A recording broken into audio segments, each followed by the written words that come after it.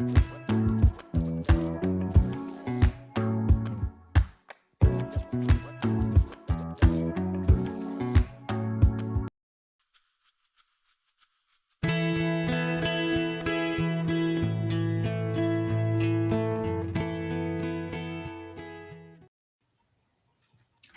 everyone, welcome back to another episode of Relatively Damaged Live. My name is Angela and this is Kat.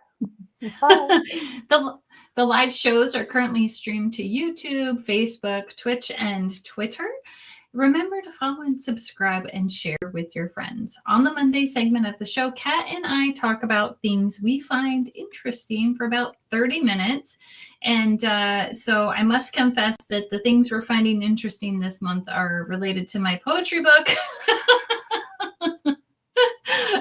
So let's get to today's topic, which is actually witch feelings.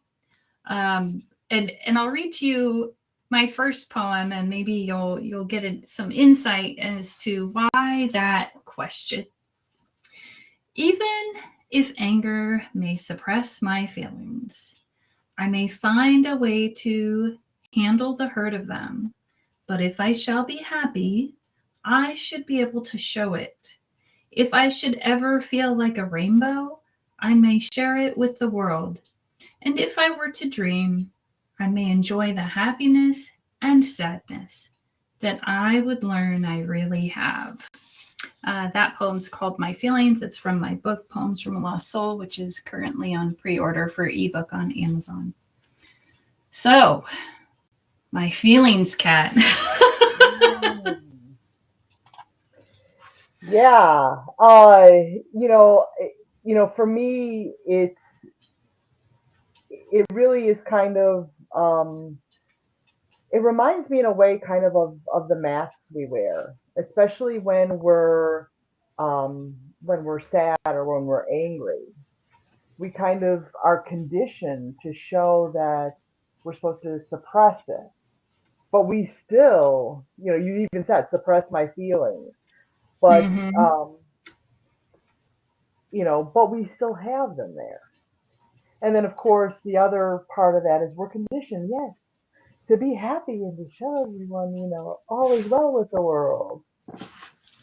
Yeah, I mean, and two, I think that what I in a sense was talking about as far as like anger suppressing my feelings when I wrote this, from what I recall, this is, I mean, mind you, this was written in the 90s, so it's been a few years, but like that the anger, I'm going to suppress the sadness and the frustration. I'm going to suppress everything else, including sometimes my anger, because I couldn't have any of them.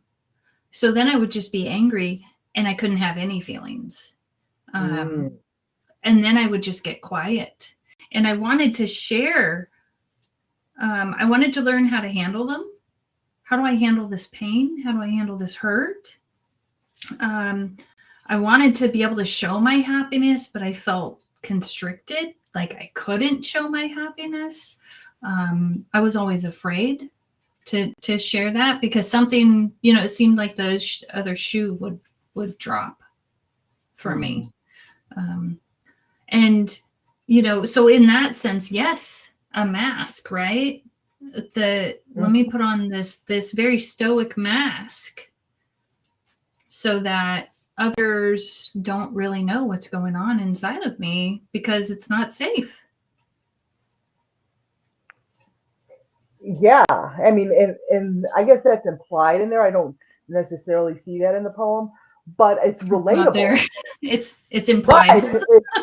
Yeah, no, and I'm by clarifying that, that's good because it's relatable insofar as that I think we all kind of go through that at a point in our life where it's, we're taught, people typically call them negative emotions.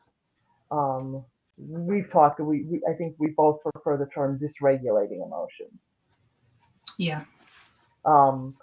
And so when we're in that space of especially anger, I think you don't show that.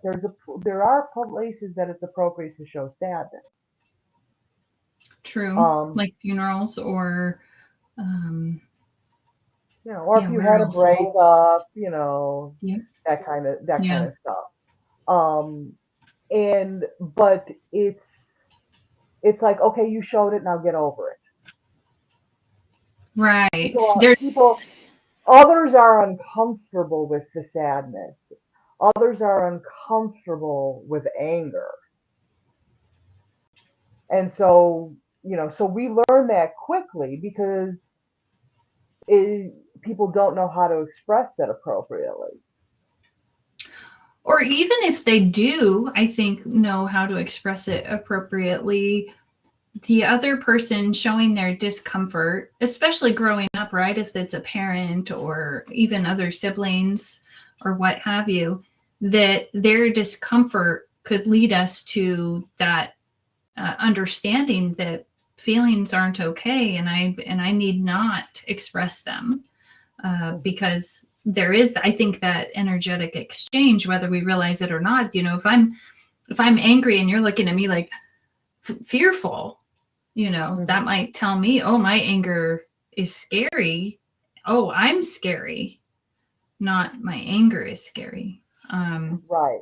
Well, So and that's where people, so, the angry man, the happy woman, you know, the sad whatever. So we put those adjectives with the person rather than saying the man expressing his anger, the woman expressing her happiness, the woman feeling sad. right. It's a we like I said, make it an adjective rather than a descriptor. Well, I guess an adjective is a descriptor, but there's a difference. There's a subtlety in that language, um, Mm-hmm. that, at least in the English language, cuts it off. Yeah. So it makes it, um instead of a temporary property, it makes it a fixed property almost. right, so then it would be, for instance, if it was me that you were describing as angry, it would be, there's that angry woman, or Hmm. Hmm. Angela's angry. So implying that being Angela is inclusive of anger. Right, right, and I mean, I think that's something that's really important. And I see that in this struggle. Hey, Paul. Hey, Paul. Happy um, Monday. uh, in this struggle, as we're learning to express our emotions, be and learning to identify emotions, that we realize that they're fleeting, that Right. they're there in a moment. And so, of course, what we can call positive emotions or regulating emotions, those tend to be, wonderful. People want to see that. People like shiny, happy people holding hands. You know, Shiny, happy people holding. I have to go there. I don't know why it just came into my head. Um, so But it's true. That's acceptable. That emotion is acceptable and welcome. And yes, that was by REM. yes, yes. um, yeah, so if I shall be happy, I should be able to show it. If I should ever feel like a rainbow, I may share it with the world. But the Mm-hmm. interesting part in the poem is this last stanza: if I were to dream that you can enjoy the happiness and the sadness. And Yeah, maybe, such I mean, wisdom. right. And now, given that this was written in the 90s, and you were much younger than you are now, not that you're old now, but um, it's more like I think this is the wisdom that comes with age and experience a little bit, is live in the happiness and the sadness, and The realize that ambiguity. they are there in that moment.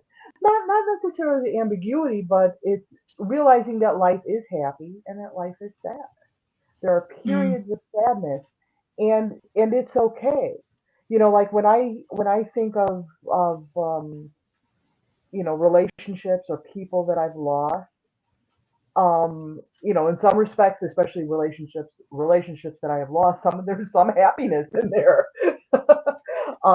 yeah. Like, oh God, thank God I'm out of that. But there's also there's sadness too, because I would not have been in those relationships more often than not had I not gotten something out of it that had brought me some happiness or joy. So there is sadness for those things that are lost Right. when Yeah. when I think about them. But and there was more sadness at the time of the immediate loss. Sometimes it's just kind of a fleeting thing, like, oh yeah, I kind of miss that. And Mm, then you yeah. move on. Yeah. I know with some of my relationships, especially at the breakup point, there could only be um, bad times that I would remember. But the further I get away, the more I remember also there were good times. But I think I Hmm. needed that in order to help push myself away to healthier places Yeah. where I wanted to be. So sometimes those feelings I think are necessary so that we can push ourselves to the next step, Hmm. and Oh, find, yeah. absolutely. We, me. I always like to bring in recent examples. So the whole saga with Boomer the dog, and Mm-hmm. how we had to make the difficult decision to give it up, and there was a lot of sadness surrounding that. And but we're as we move away from it, we're finding some of the peace in it and the happiness in that. There's some peace in terms of logistics, because one dog is easier to care for than two. But there's also the happiness that Boomer's found a new home and she has a new dad, and it's all great. For Boomer, so that alleviates some of the sadness that we know it's okay.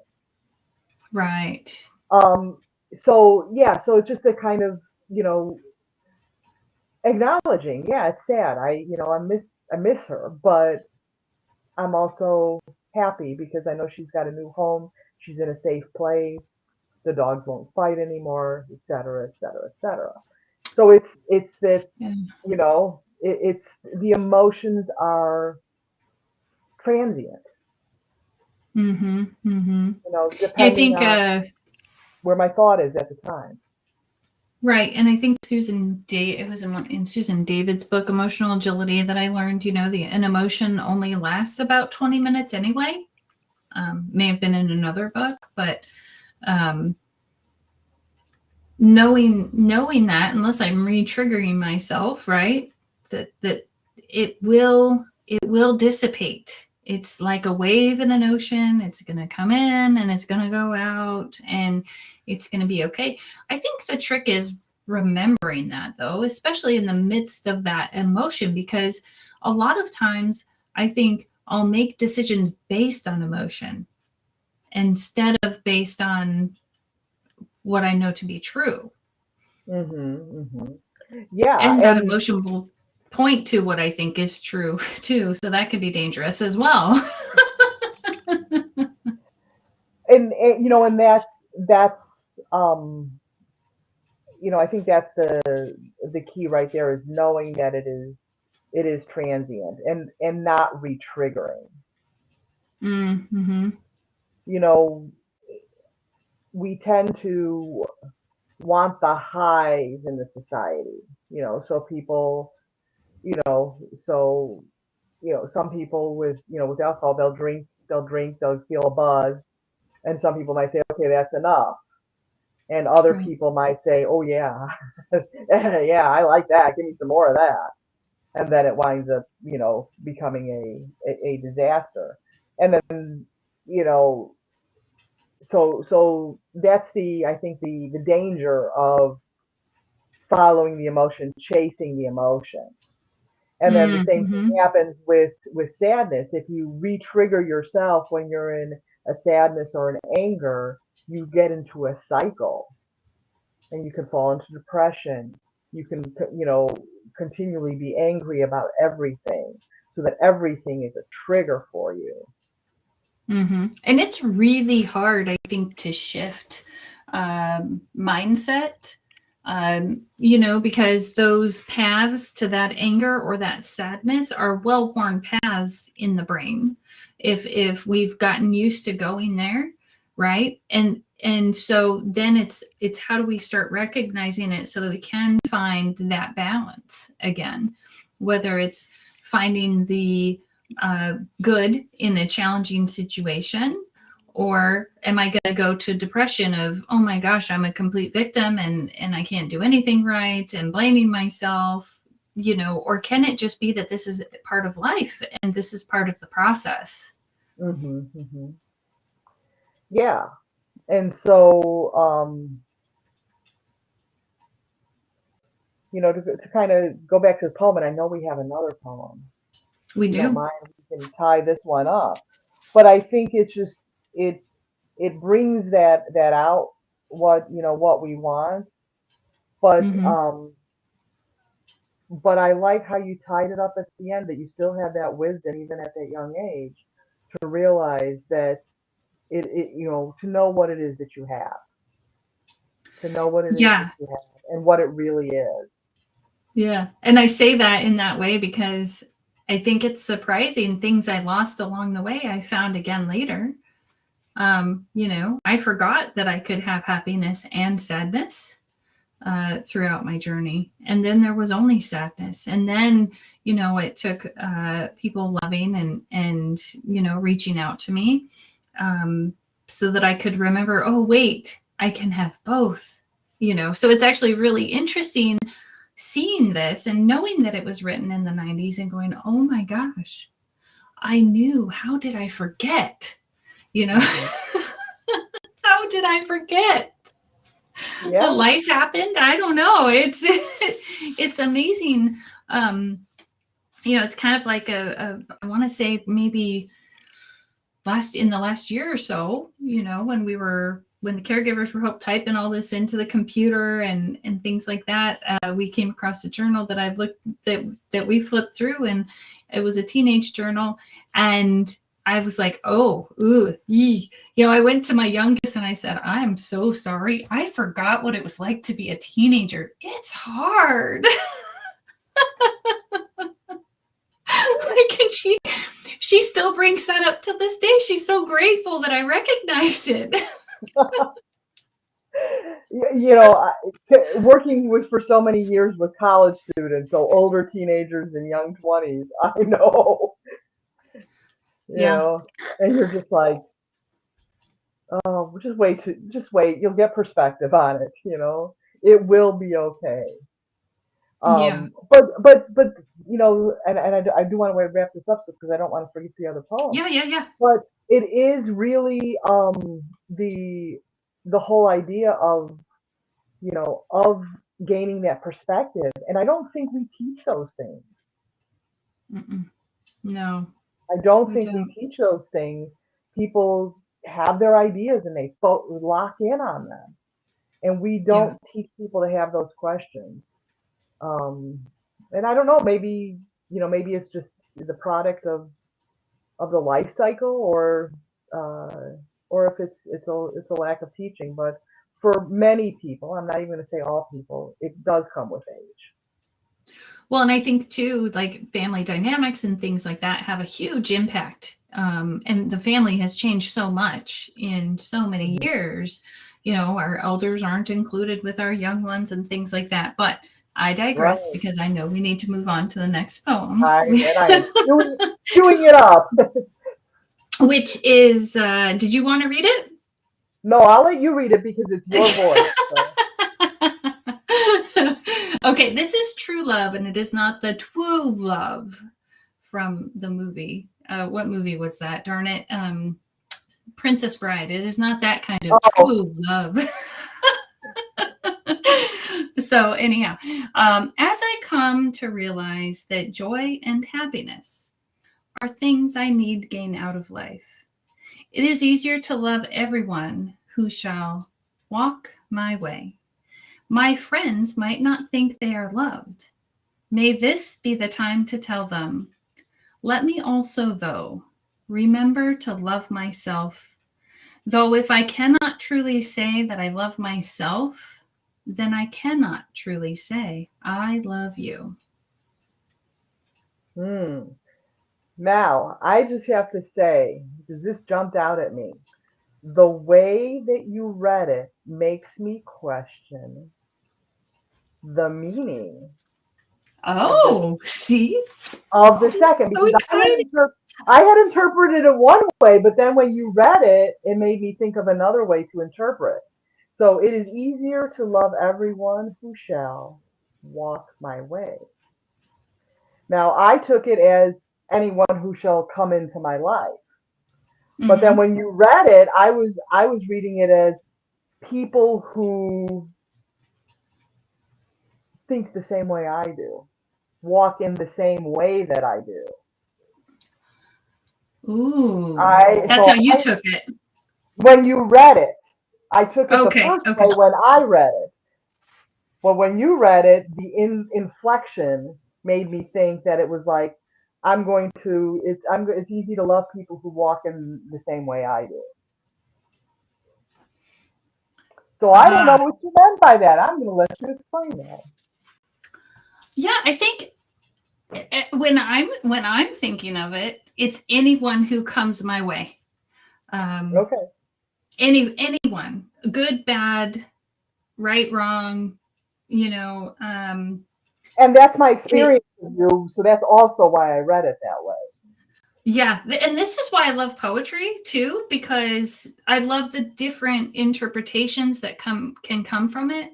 Um, because it can also mean that, and it's not wrong. It's Hmm. do you see what I'm saying? Like that's what's so beautiful, and I think it's really obvious in poetry that we can all interpret it in so many different ways. Whereas in like reading a book or a nonfiction book or a fiction book, doesn't matter. As we read it, we just accept or believe that the author intended it as we are reading it, but there's still a translation that's happening from their words to our mind and how we're interpreting it. And I think that's beautiful. I just love the obviousness in poetry. So um, yeah, and I really like how I pointed out that my friends might not think that they are loved. May this be the time to tell them, like remembering that I need to tell them, I love you, I care about you, I don't always reach out to you, and you're still an important person in my life. Um, yeah, because I tend to be quiet sometimes.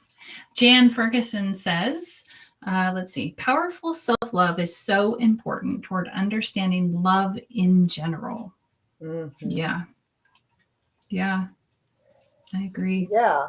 Well, there's I'm going to go back to my younger years, and before we get on, we always speak a little bit about the topic. And so this kind of harkens back a little bit to that, is that kind of um like desperation. I love you, but go away, come here, come here kind of thing. Um and sometimes, I mean, I know I'm very guilty of the fact of, saying I love you because I wanted to be loved. It was Mm. less about, and I'm talking about romantic love maybe, but less about the other person and more about what I needed. So if I told you what I thought you wanted to hear, then you might love me. Oh, ouch. Yeah. And so, so seeing this and really knowing that last statement, and then I'm gonna, so if I cannot truly say that I love myself, then cannot truly say I love you. That's what that kind of gets me at.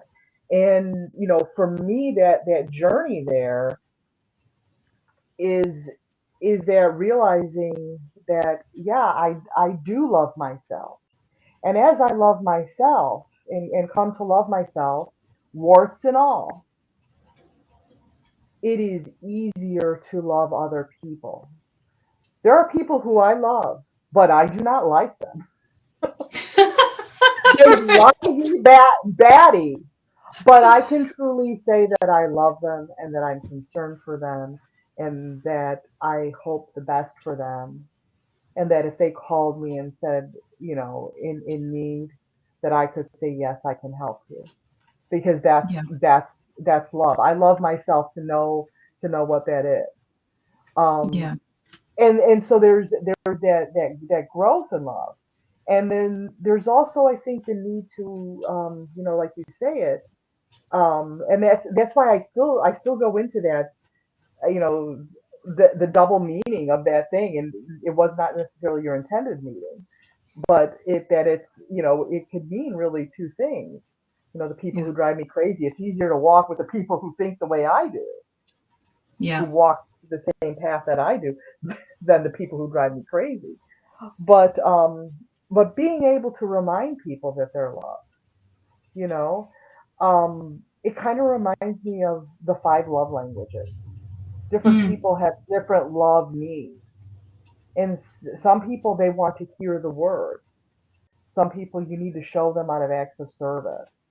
Others are physical affection, that all that, those kinds of things. Just a few, I forget, you know, the Well, others, but yeah. but I was going to but say, and some people need to challenge me. Like they need to know they can say no. there you go.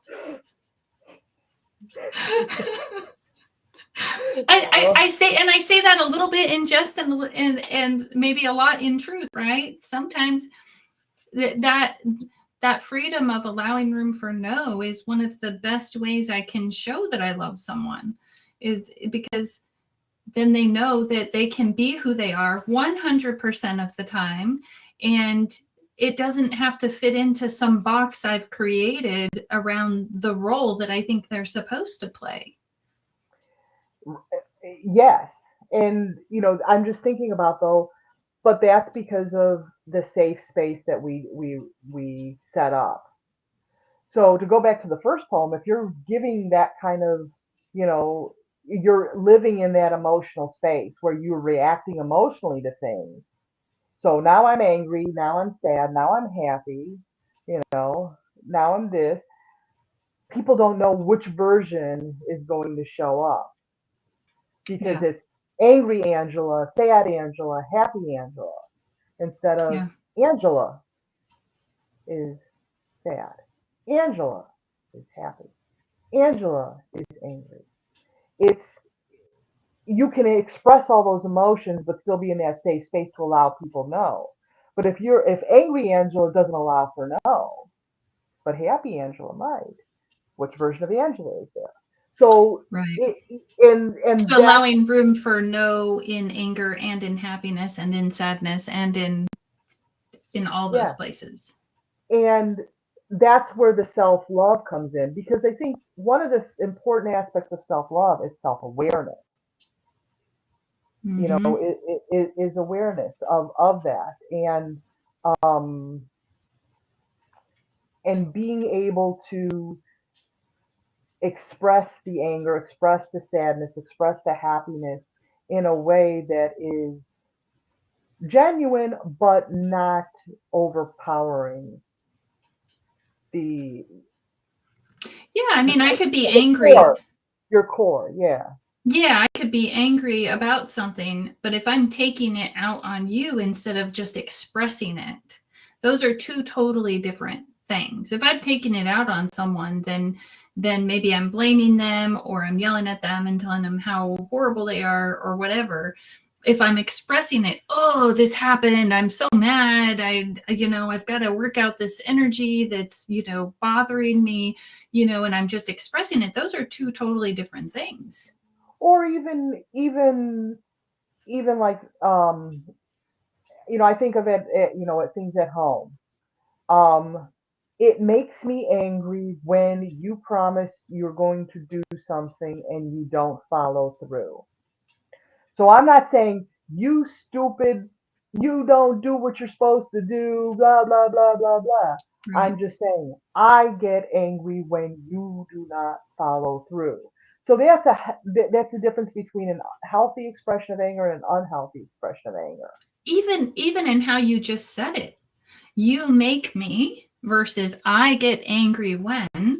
The you make me could be a use of like violent communication if you want to, because it's blaming, and it's putting the onus or the fault on the other person for your feeling, versus when I have a feeling, if I take ownership of that feeling, and then I can point out what it was that got me there, and then we can work on it, which I think comes from a place of responsibility and love for the other person, because Right, I don't think everyone goes out of their way to make me to hurt me. I don't think that's reality. right. It could, because let's face it, Angela, the world does not revolve around you. Okay. It does not. Thank God. Now it doesn't revolve around me. And that's what it is. I mean, it reminded me of the conversation you had relayed to me earlier about the assumptions that we make, even Yeah. about other people. And so if I try to have that self love, that I'm coming from a place where I'm expressing, like you said, the nonviolent communication of way, the self awareness, the self love to say, because it has to be self love if I'm going to express something that's uncomfortable. Yeah. I am Yeah. angry when you do not do what you say you are going to do. Um, that's, I have to allow some space there, Yeah. for the response. But if I make assumptions, well, Angela's not doing what she said she's going to do. Well, that's because she doesn't care. That's because she doesn't love me. She doesn't. Yeah. If that's your internal That's conversation. yes. So that's why it's important to have that self awareness and that self love in order to give it to other people, because you really can't give what you don't have. Yeah. Yeah. It's true. It's true. Gosh, I feel like we're just getting into this, but our 30 minutes is up. It's been a great discussion as always, and I love this idea, help to promote your book, which is fabulous. And I've enjoyed being able to read the preview of it, and so I encourage all of our viewers to consider um, seeing this insight into Angela. Um, but the meat that these poems have about the human condition. And so, and like you say, poems from a lost soul, you know. Yeah. Yeah. You So can I'm find going to poems. pass it back to you. Thank you. Thank you. Poems from a Lost Soul is available on Amazon as an ebook pre-order right now. We will be having paperback and Audible versions. All kinds of great stuff coming there. It's not ready yet, but we're almost there. There's also a Relatively Damaged podcast where I interview guests who talk about how they overcame their struggle and how they found hope and healing. You can find the podcast on Spotify, Apple, and many other places. I'm Angela, And I'm Kat. We'll see you next time. and we'll see you next week. Bye.